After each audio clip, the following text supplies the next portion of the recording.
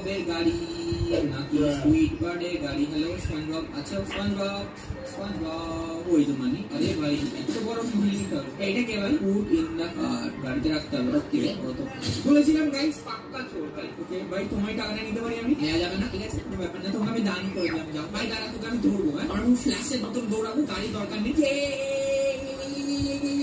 উল্টে গেছিল।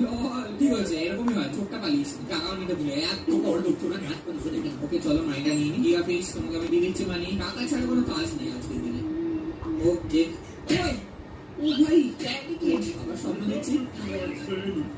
আরে এখানে সেমই আছে, দেখো ওই টেবিলটা নিয়ে চল, মাথায় মেরে মাথা আলু করে দেবো। ওই আলুটাই আমরা বার্গারের মধ্যে দিয়ে খাবো। কত দেখো বার্গার রেখে দিয়েছে। ওকে চলো যাই পর থেকে হাউসে।